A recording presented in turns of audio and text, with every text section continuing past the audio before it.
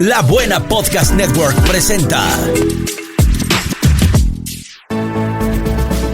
¿Qué tal? Soy Carlos Millán y le presento un resumen de la información más importante de este viernes 19 de junio en 5 minutos. El presidente de Estados Unidos, Donald Trump, defendió el acuerdo con Irán para poner fin a la guerra y aseguró que su país goza ahora de un respeto como nunca antes. El petróleo fluye, Irán jamás podrá tener un arma nuclear. Nuestro país es fuerte, seguro y respetado como nunca antes, declaró en Truth Social.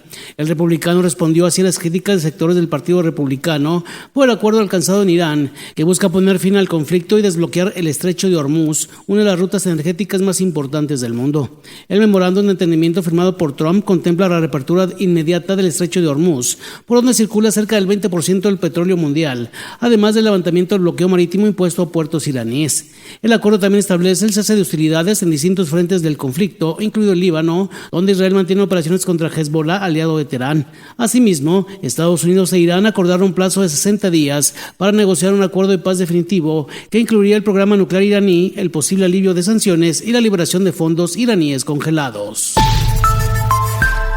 La presidenta de México, Claudia Sheinbaum Pardo, aseguró que no hay que engancharse con los nuevos señalamientos de su homólogo estadounidense Donald Trump, quien dijo en el marco de los trabajos de la G7 que México está controlado por los cárteles y que la mandataria mexicana es una mujer muy buena pero también muy asustada. Lo he dicho en otras ocasiones, yo he dicho que el presidente Trump tiene su manera de comunicar, no hay que engancharse con cada declaración, pero el pueblo de México sabe que estamos trabajando, es lo que a mí me importa. El pueblo de México sabe que todos los días entregamos mente, corazón, alma y todo el pueblo de México lo sabe, señaló. Tras ser cuestionada sobre si México está controlado por los cárteles del narcotráfico, como lo ha afirmado Donald Trump en varias ocasiones, Sheinbaum Pardo aseguró que el republicano no está bien informado y puso de ejemplo lo realizado por el secretario de Seguridad y Protección Ciudadana de México, Omar García Harfuch, titular de la Secretaría de la Defensa Nacional, Ricardo Trevilla Trejo, y el secretario de Marina, el almirante Raimundo Pedro Morales. Ante la intención de Trump de realizar trabajos terrestres en territorio mexicano para presuntamente combatir el narcotráfico, la jefa del Ejecutivo mexicano mencionó que ese trabajo lo deberían de hacer los estadounidenses, pero en su territorio, para evitar que lleguen más armas a México. El presidente de Ecuador, Daniel Noboa, decretó un nuevo conflicto armado interno en Ecuador y reiteró que el Estado recibirá cooperación internacional en seguridad y otorgó inmunidad a los militares extranjeros que participen en operaciones en el país andino.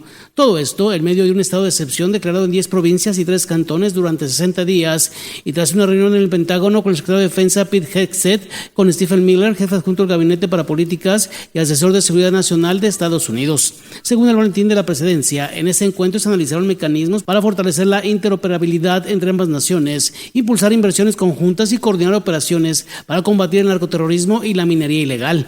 Ese boletín añade que las autoridades de los dos países coincidieron en la necesidad de profundizar la cooperación en defensa para enfrentar las amenazas de las redes criminales transnacionales y avanzar en acciones conjuntas que contribuyan a la paz, la estabilidad y la seguridad nacional. En el decreto 424, Noboa exhorta a la Asamblea Nacional a conceder amnistía para quienes actúen en defensa del Estado y asume que él podrá conceder indultos, rebajas o conmutación de penas a militares, policías y civiles que participen en acciones contra lo que denomina el crimen organizado. La arzobispa de Canterbury, Sarah Mullally, pidió perdón por el papel que desempeñó la Iglesia de Inglaterra al separar por la fuerza a 185,000 niños de sus madres solteras y darlos en adopción en las décadas posteriores a la Segunda Guerra Mundial.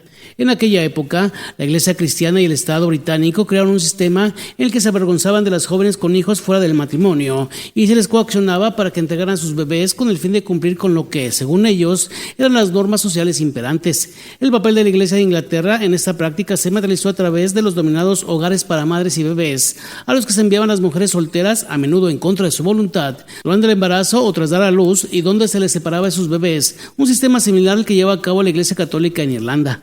Lamentamos profundamente el dolor, el trauma y el estigma que sufrieron y que aún padecen muchas personas a causa de las prácticas históricas de adopción en los hogares afiliados a la Iglesia de Inglaterra, declaró Mullally, según se cita en un comunicado de la Iglesia de Inglaterra. También se espera que el gobierno pida perdón en nombre del Estado por esta práctica. Otros países, entre ellos Irlanda y Australia, han emitido en los últimos años disculpas similares. El movimiento de adultos adoptados, que representa a las personas que fueron adoptadas a la fuerza, criticó el comunicado de la Iglesia de Inglaterra, por lo que lo calificó de tener un lenguaje minimizador, pasivo y distanciador, y añadió que no habían reconocido los daños concretos causados. Ahora ya tienen la información más importante en 5 minutos. Carlos Millán agradece su atención. Presentado por La Buena Podcast Network.